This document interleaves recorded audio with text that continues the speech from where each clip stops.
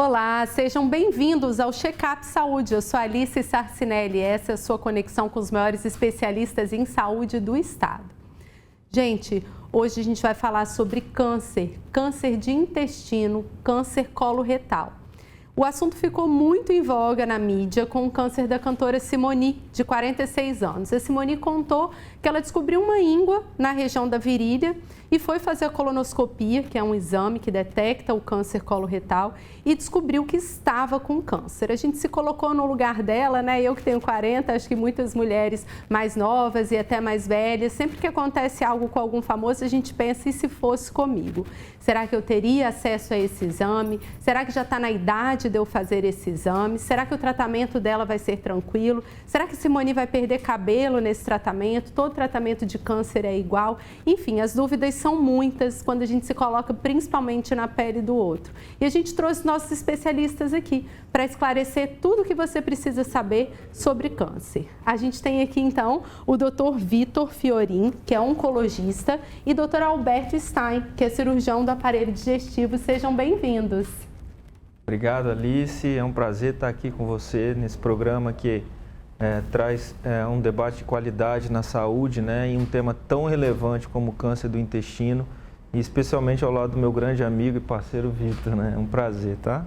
Seja bem-vindo, Vitor, também. Obrigado, também é uma honra estar aqui mais uma vez com vocês no Check-up Saúde, falar um pouquinho, trazer informação para os seus ouvintes, para os seus telespectadores, porque isso com certeza transforma a saúde do Espírito Santo. Alberto, explica pra gente o que é o câncer de intestino, né? O câncer de intestino é um só, o que é esse câncer? Então, Alice, o câncer do intestino, ele é um dos mais prevalentes, ou seja, os mais comuns câncer do aparelho digestivo e de uma maneira geral. Ele ocupa a segunda posição, tanto para homem quanto para mulher, só perdendo para mama, no caso das mulheres, e para próstata, no caso dos homens, de maior incidência de câncer na população. A gente estima, baseado em dados do INCA, que o Brasil tenha em torno de 20 mil casos novos esse ano de câncer de intestino, que é o intestino grosso que a gente está falando, né? Que seria o cólon, que é o intestino grosso, e o reto, tanto para homem quanto para mulher. E eu fiz uma pesquisa especificamente para o Espírito Santo, a gente está falando em torno de 520 casos novos, tanto para homem quanto para mulher. Então a gente está falando do segundo tipo de câncer mais comum na população capixaba. Então o câncer que comentou a Simone não é um câncer raro, é um câncer que realmente pode acontecer com qualquer um e é uma frequência para homem e para mulher muito alta, né? Mas nós estamos falando do segundo mais comum.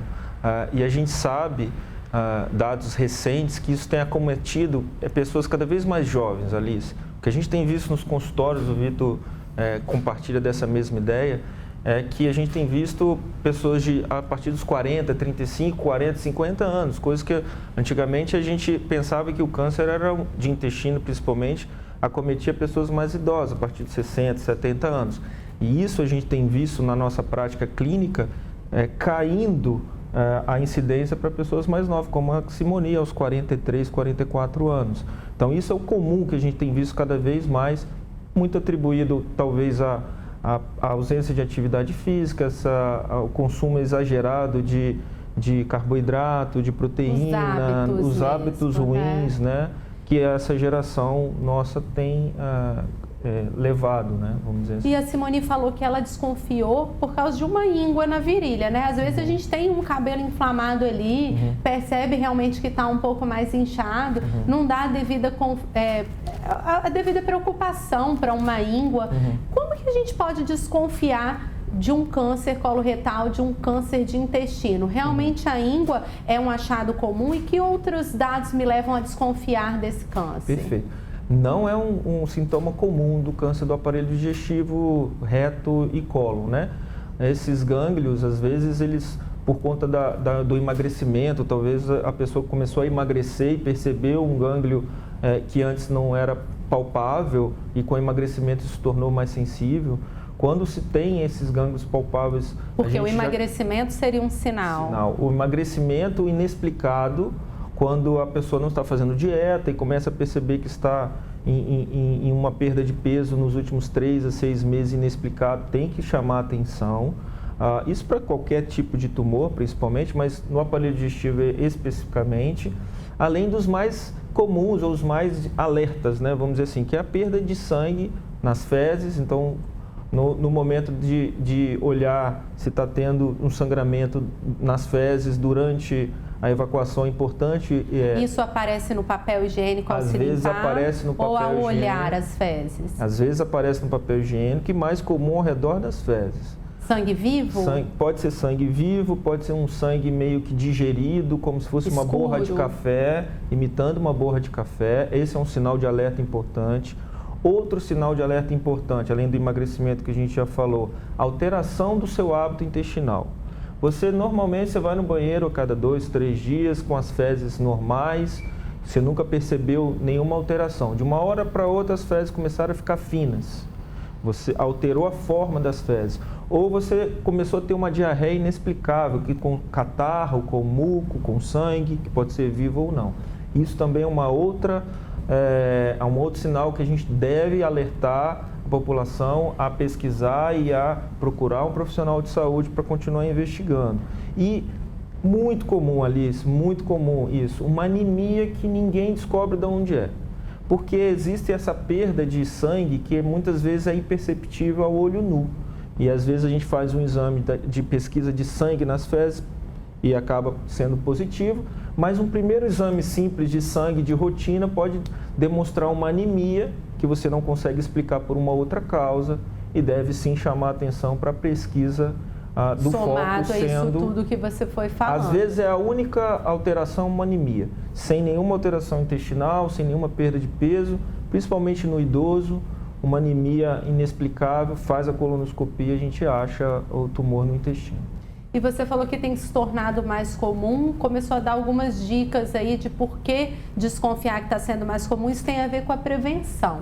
Se eu pensar hoje, não tenho a doença, mas quero prevenir, existe prevenção desse tipo de câncer? Existe algo que eu possa fazer que vai evitar o aparecimento ou dificultar o aparecimento desse câncer? Então, a gente tem duas ações quando se fala em prevenção de câncer. A prevenção primária, que é evitar e desenvolver o tumor, né? Que seria hábitos de vida saudável, evitar o fumo, evitar o consumo excessivo de álcool, evitar a obesidade, a prática de exercício físico, alimentação com menor quantidade de carnes vermelhas, menor quantidade de embutidos, que são os presuntos, os enlatados, os conservantes. Esses são clássicos desenvolvedores do tumor. Aquele fast food, aquela comida prática, congelada, aquela bem gostosa. Aquela que está relacionada prática, né? Aquela prática do dia a dia. Então, os estudos mostram claramente que a gente deve manter aquele velho hábito de cozinhar em casa cada vez mais, né? Evitar os usos dos processados. Isso a gente está falando de prevenção primária, de você evitar de você ter o câncer. Já a prevenção secundária, ou seja, você conseguir diagnosticar ele numa fase inicial ou tratável pela colonoscopia, ou tratável de forma antes do câncer desenvolver, que a gente chama que é a colonoscopia, que seria o indicado a partir hoje em dia dos 45 anos. Por que isso? Isso foi uma mudança recente. Antigamente, nos últimos 2, 3 anos que mudou essa recomendação. Antes era a partir dos 50 anos. Como a gente começou a perceber que a incidência aumentou nos jovens a partir dos 40, 45 anos, houve essa recomendação de se antecipar o início da colonoscopia a partir dos 45 hoje em dia. E quais são as pessoas que correm mais risco de ter esse tipo de câncer? Então, o paciente obeso tem mais risco, o paciente que a gente comentou sobre os hábitos de vida, né? A gente sabe que pacientes que costumam ingerir grande quantidade de álcool e de fumar e ter obesidade e hábitos de vida não saudáveis são os que têm maior chance. Uma história familiar positiva, ou seja, se eu tenho um pai que teve câncer do intestino. Só do intestino, se for de próstata não é correlação? Próstata até que não, mas mama tem relação, estômago tem relação, endométrio na mulher tem bastante relação. Ter a endometriose ou ter o câncer? Ter o câncer do endométrio. Tem muita relação com o tumor do aparelho digestivo em geral, especialmente o câncer coloretal. Doutor Vitor, e com que frequência, doutor Alberto já começou a explicar para a gente um pouquinho, né? Mas com que frequência e a partir de que idade que a gente tem que fazer a colonoscopia? E explica para a gente como que é esse exame, porque tem muito mito aí, né? Quando se fala em próstata, em colo retal, as pessoas levam muito para uma brincadeira, tudo que é anal traz um desconforto até no assunto em se tocar sobre isso. Explica para a gente um pouquinho.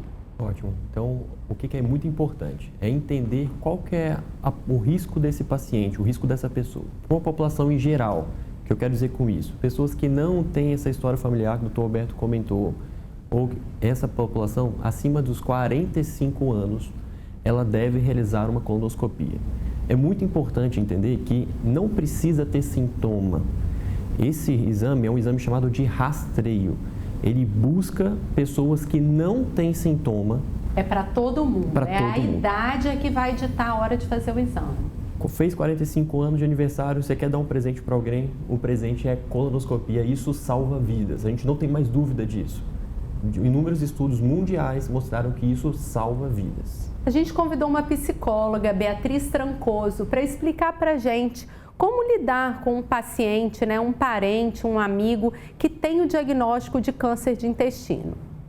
Oi, sabemos o quão doloroso é para uma pessoa ter câncer de intestino. Eu estou aqui hoje para falar não só das dores físicas que acontecem e que aparecem ao longo mas das dores psicológicas, do abalo emocional que essa pessoa sente. Desde o recebimento do diagnóstico, que é muito delicado e que muitas pessoas tomam como quase uma sentença de morte, e todas as dificuldades que aparecem ao longo do tratamento. Como acolher essa pessoa, como acolher um parente ou um amigo que esteja passando por essa situação. Em primeiro lugar, tendo muita compreensão e sensibilidade, porque cada pessoa sente isso de uma maneira diferente. É impossível quantificar o quanto essa pessoa vai se abalar ou não nessa situação. Então, isso é muito particular. E, em segundo lugar, mas não menos importante, se atentar a sempre escutar mais e falar menos. É importantíssimo que essa pessoa consiga colocar em palavras os seus sentimentos, consiga nomear um pouco mais as suas dores, tudo que ela está sentindo e como ela está interpretando aquela situação. O melhor lugar para isso é, sem dúvida alguma, um acompanhamento psicológico. É importantíssimo que essa pessoa possa se escutar no meio disso tudo, né? Que ela possa se encontrar em todas essas mudanças e transições que ela vai passar ou está passando. E não só ela, mas as pessoas que estão vivendo e passando pela situação junto com ela. As pessoas sofrem também. A gente sabe que a rede de apoio está ali, ela é fundamental, mas que ela precisa se cuidar também. É impossível esquecer quem já teve, quem tem, é impossível esquecer um câncer, mas é possível sim assimilar, lidar melhor, lidar da melhor maneira que for possível para cada um. Um abraço. Com certeza, né? A dimensão psicológica, ela tem que ser levada em consideração. Eu imagino para vocês, como médico, que deve fazer parte da rotina esse tipo de encaminhamento, né? Hoje a parte do tratamento é multidisciplinar. Ninguém tem dúvida realmente que não é só o oncologista, ou só o cirurgião, ou o patologista. A gente precisa da nutrição, a gente precisa da psicologia, a gente precisa do fisioterapeuta, do educador físico, do dentista, de toda essa equipe que em prol do paciente. Isso realmente promove a saúde e o bem-estar do paciente. Doutor Alberto, explica pra gente em detalhes como que é a colonoscopia, esse exame então que todo mundo deve fazer a partir dos 45 anos e qual que é o preparo para ele. Se eu tenho uma colonoscopia marcada, geralmente o que a gente tem que pensar para se preparar para o exame? Perfeito. Alice, eu acho que você está trazendo um tema muito importante e que a gente tem que ajudar a desmistificar essa questão da colonoscopia. É um exame extremamente seguro, é um exame que se faz na base que a gente chama de ambulatorial ou no consultório privado do médico ou nos ambulatórios do SUS. É um exame praticamente indolor, porque é feito sob sedação, acompanhado geralmente por um anestesista, que faz uma sedação leve, o paciente pede fica uma sedação leve para que o profissional consiga fazer a colonoscopia. Consiste na introdução de um endoscópio, de um colonoscópio, que a gente chama, que tem uma câmerazinha na ponta. Seria um fio fino com uma câmera na ponta. Na grossura de um dedo, mais ou menos. e na ponta teria uma câmera onde o profissional vai investigando todo o intestino, desde o reto, desde o ânus, até o final do intestino grosso, que a gente chama de seco.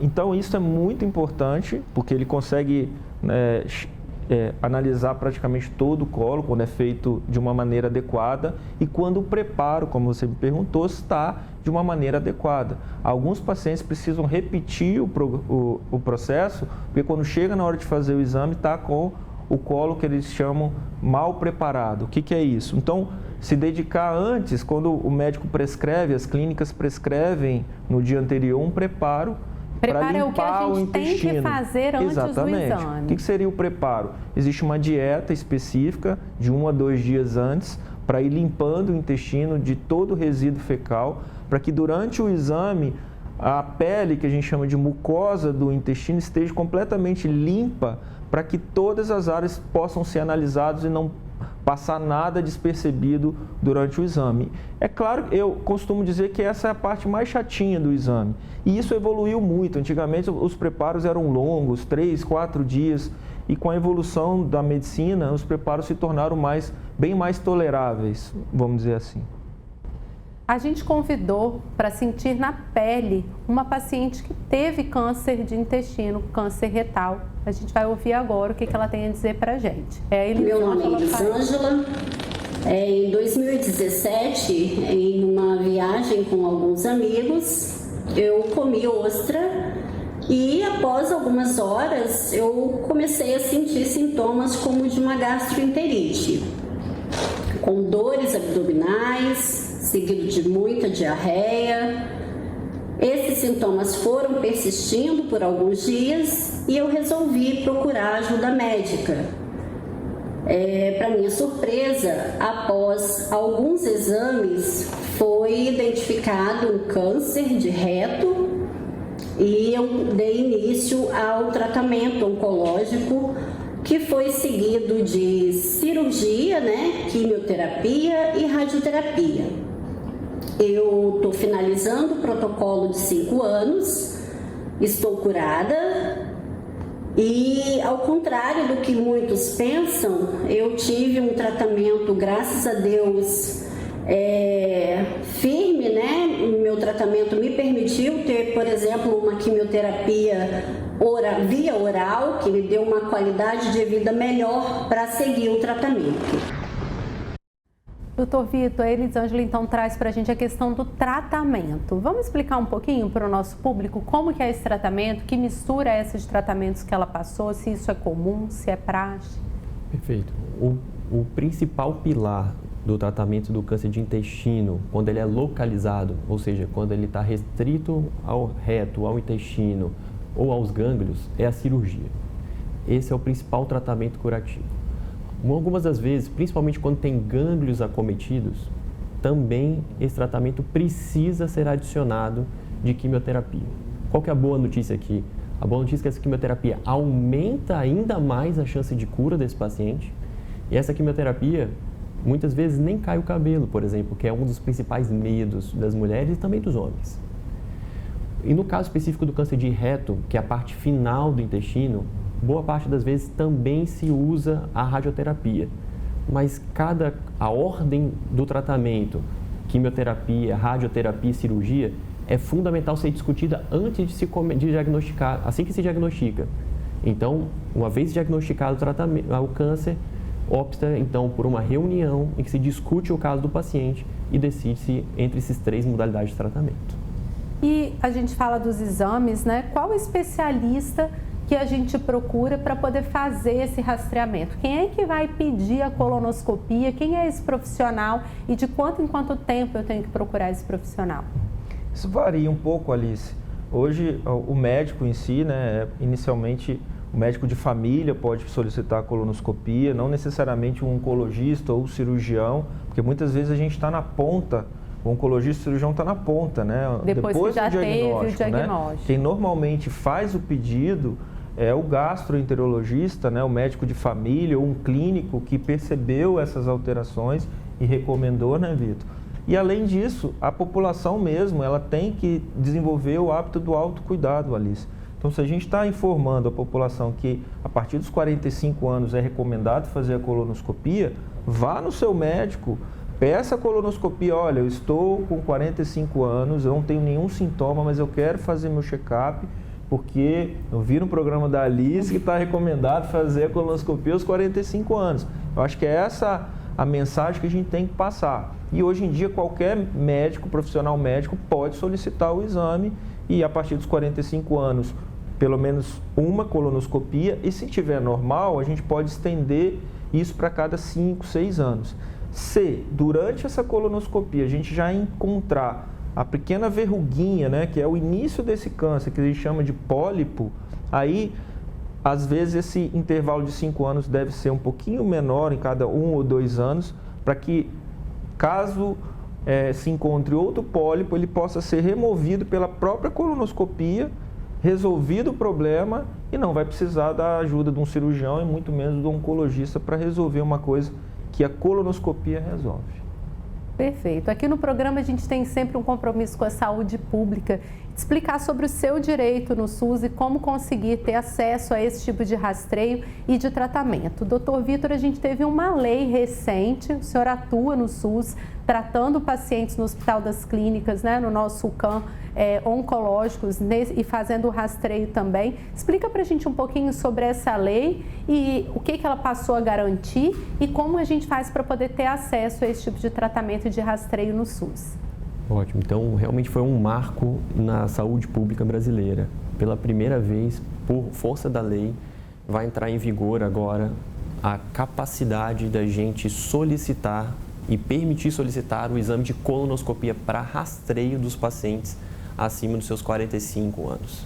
Então, essa é uma mudança de prática. Então, você que está na saúde pública pode procurar a sua unidade básica de saúde, conversar com o seu médico de família, conversar com um especialista que você confia e você também vai ter direito ao exame de colonoscopia. Gente, isso é uma vitória, é uma lei de maio que entra em vigor com 90 dias, então agora a partir de agosto a gente espera que o Estado, né, consiga realmente fazer as pactuações necessárias para poder fazer cumprir a lei. Está chegando ao fim o nosso Check-up Saúde de hoje, eu agradeço muito a presença, Dr. Vitor, Dr. Alberto. Alice, um prazer estar aqui no seu programa junto com o Vitor, falar de um tema que a gente atua há décadas, né? E a mensagem final é que o tumor do intestino, apesar de ser bem frequente, ele é um dos que tem a maior chance de cura, Alice. Hoje a medicina está bem evoluída, os tratamentos oncológicos estão bastante evoluídos e o diagnóstico precoce, como todo tumor, como todo câncer, é a nossa chave mestra. Quando a gente descobre no começo, os tratamentos são mais simples, chances de cura são maiores. Mais uma vez, agradeço a oportunidade e se a gente, precisando da nossa atuação, estamos à disposição e conta comigo sempre que você precisar. Obrigada. Também agradeço, Alice, a oportunidade, um prazer estar com o Alberto aqui. E a mensagem também é que a imensa maioria dos pacientes vai ser curado. Então o câncer não é uma sentença de morte, é uma sentença de vida. O que a gente mais ouve nos nossos consultórios é, depois desse diagnóstico, minha vida melhorou, a minha vida mudou. A gente repensa conceitos e esses pacientes voltam para a sociedade, voltam para a sua família, continuam sendo pais, continuam sendo mães, continuam trabalhando. Então, mantenha-se ativo, faça seus exames e conta com a gente. Perfeito, muito obrigada. Esse foi o nosso Check-up Saúde de hoje. Até semana que vem.